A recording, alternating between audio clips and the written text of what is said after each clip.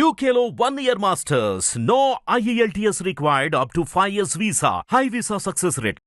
BRS MLA Kaushik Reddy గారి ఇంటి మీద జరిగినటువంటి దాడిని తీవ్రంగా ఖండిస్తున్నాం.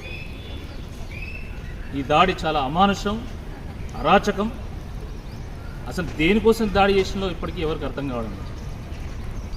కౌశిక్ రెడ్డి గారు చేసినటువంటి తప్పేందని అడుగుతున్నాం. స్వయంగా తాను కాంగ్రెస్ పార్టీ కండువా కప్పుకొని పార్టీ మారి సోషల్ మీడియాలో దానికి సంబంధించిన ఫోటోలన్నీ పెట్టుకున్న తర్వాత హైకోర్టు స్పీకర్కు మొట్టికాయలు వేసిన తర్వాత ఈరోజు నేను ఇంకా కాంగ్రెస్ పార్టీలో జాయిన్ కాలే, నేను ఇంకా టీఆర్ఎస్ పార్టీలోనే ఉన్నా అని గాంధీ గారు మాట్లాడిన తర్వాత మాత్రమే కౌశిక్ రెడ్డి గారు నేను నీ ఇంటికి వస్తాడు, బీఆర్ఎస్ పార్టీ కండువా కప్తా అన్నారు. దేనికోసం? నువ్వు నిజంగా కాంగ్రెస్ పార్టీలో జాయిన్ అయితే నీ కాంగ్రెస్ పార్టీలో జాయిన్ అయినా అని చెప్పు, లేదా జాయిన్ కాకపోతే నేను గులాబీ కండువా కప్పుకుంటా అని చెప్పు.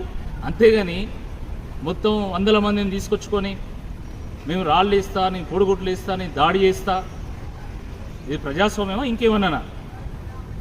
10 ఏళ్ళు ప్రశాంతంగా పచ్చగా ఉన్నటువంటి తెలంగాణలో ఈరోజు మళ్ళీ రౌడీ రాజ్యం వచ్చేలాగా చేస్తున్నారా అని అనిపిస్తున్నది.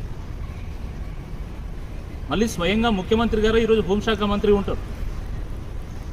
ఒక శాసనసభ్యుడు 10 కిలోమీటర్ల పాటు కాన్వాయ్తో వచ్చి, ఎస్కార్ట్తో పాటు వచ్చి ఇంకో శాసనసభ్యుడిని ఇంటి మీద దాడి చేస్తున్నారంటే అంటే పోలీసుల సహకారం లేకుండానే చేస్తున్నారా? పోలీసులు తలుచుకుంటే ఆ గాంధీ గారిని ఆపలేరా? ఎస్కార్ట్ ఇచ్చి మరీ తీసుకొస్తారా? కాబట్టి ఇది ప్రభుత్వం చేసినటువంటి దాడిగానే ప్రతి ఒక్కరు కూడా పరిగణించాల్సి వస్తుంది.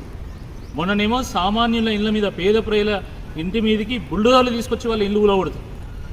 ఈరోజు శాసనసభ్యులను కూడా చూడకుండా పోలీసులు దాడి జరుగుతుంటే మౌనం వహిస్తారు. పోలీసులే దగ్గరుండి దాడి చేయించినట్టుగా చాలా స్పష్టంగా విజువల్స్లో కనబడుతూ ఉన్నాయి. దీనికి ఏం సమాధానం చెప్తుంది ప్రభుత్వం అని అడుగుతున్నాం. ఇది చాలా దుర్మార్గము. ప్రజాస్వామ్యాన్ని రక్షించాల్సినటువంటి బాధ్యత అందరి మీద ఉన్నది. నిజంగా పార్టీ మారితే నేను పార్టీ మారినా, నేను రాజీనామా చేసి నేను ప్రజాక్షేత్రంలోకి వెళ్ళి నేను ప్రజా మద్దతు పొందుతా అని చెప్పేసి మాట్లాడాలి తప్ప ఈ చేష్టలు సరైనటువంటి కావు. కాబట్టి తక్షణమే డీజీపీ గారు మరి అక్కడ ఉన్నటువంటి సంబంధిత పోలీసు అధికారులను సస్పెండ్ చేయాలా. అదేవిధంగా కాంగ్రెస్ పార్టీలో క్షమాపణ చెప్పాలి. గాంధీ గారు కూడా తాను చేసినటువంటి వ్యాఖ్యలు వెనక్కి తీసుకోవాల్సిందే ఈ సందర్భంగా మేము డిమాండ్ చేస్తాం.